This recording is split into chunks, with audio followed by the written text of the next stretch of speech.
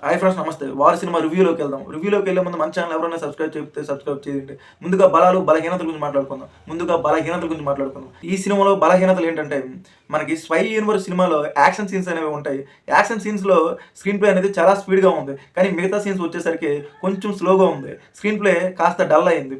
అలాగే 'హృతిక్ రోషన్', 'కియారా అద్వానీ' మధ్యన ఒక లవ్ సీన్ ఉంటుంది. ఆ లవ్ సీన్ అనేది 15 సంవత్సరాల ముందు, 15 సంవత్సరాల తరువాత అనేది ఒకే ప్లేస్‌లో ఒకే చోట పెట్టారు. అయితే సేమ్ డ్రెస్సులు మార్చారు గానీ 15 సంవత్సరాల ముందు ఎలా ఉన్నారో, 15 సంవత్సరాల తరువాత అలాగే ఉన్నారు. సేమ్ కాస్ట్యూమ్స్ అయినా ఏం మార్చలేదు. చిన్న పిల్లలకి, పెద్ద పిల్లలకి ఏం తేడా లేకుండా సేమ్ అలా ఉంచేశారు. అదొకటి మార్చవలసింది. అలాగే ఇది వార్ 2 అనేది ఎన్టీఆర్ మధ్యన, 'హృతిక్ రోషన్' మధ్యన వార్ అనేది ఇంకొంచెం పెంచాల్సింది.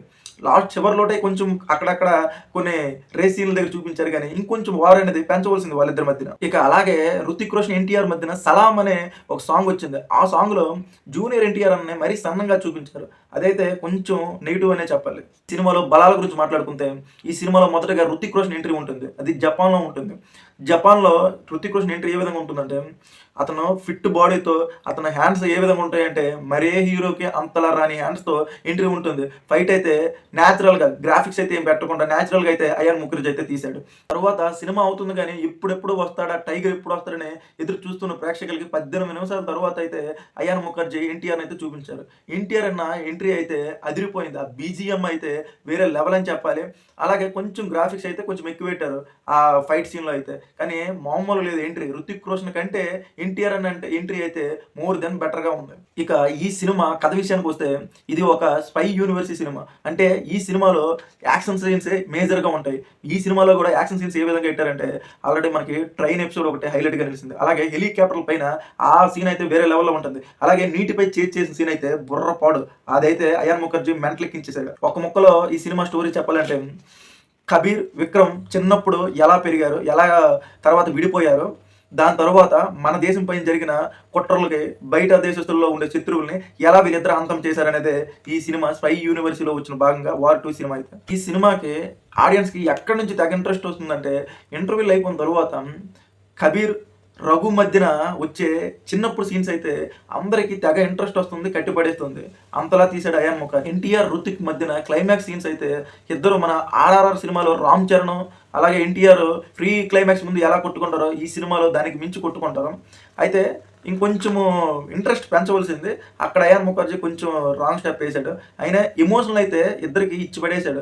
ఈ సినిమాలో నిర్మాణ విలువలు అయితే చాలా బాగున్నాయి. యశ్రాజ్ ఫిల్మ్ సంస్థ అయితే బాగా రిచ్‌గా ఖర్చు పెట్టారు. ప్రతి ఫ్రేమ్‌లో యాక్షన్ సీన్స్‌లో అయితే ప్రతి ఫ్రేమ్‌లో మనకి చాలా రిచ్‌నెస్ కనబడుతుంది. అయితే అందరూ అనుకుంటారు, ఇది ఒక హిందీ చిత్రం కదా, హిందీ ప్రేక్షకులకు నచ్చుతుంది, తెలుగు ప్రేక్షకులకు నచ్చదని అందరూ అనుకుంటారు. కానీ తెలుగు ప్రేక్షకులు మారారు. ఒకప్పుడు తెలుగు ప్రేక్షకులు 4 ఫైట్లు, 4 పాటలు, 4 డైలాగులు. కానీ ఇప్పుడు స్టోరీ బేస్ మీద మారారు ప్రేక్షకులు, మన తెలుగు ప్రేక్షకులు. ఈ సినిమా అయితే తెలుగులో కూడా బాగానే ఆడుతుంది.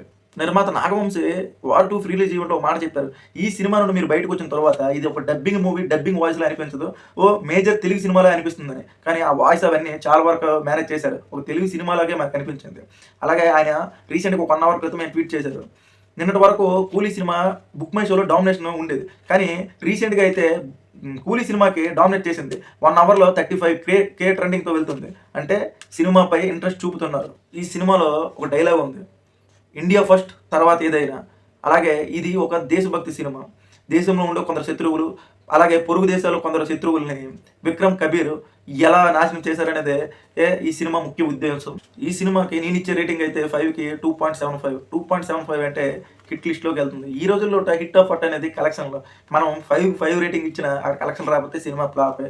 నాకు తెలిసి వీకెండ్స్ ఎక్కువ ఉన్నాయి, హాలిడేస్ ఎక్కువ ఉన్నాయి కాబట్టి మేజర్‌గా బ్రేక్ ఈవెన్ అయ్యే ఛాన్స్ పుష్కలంగా ఉన్నాయి.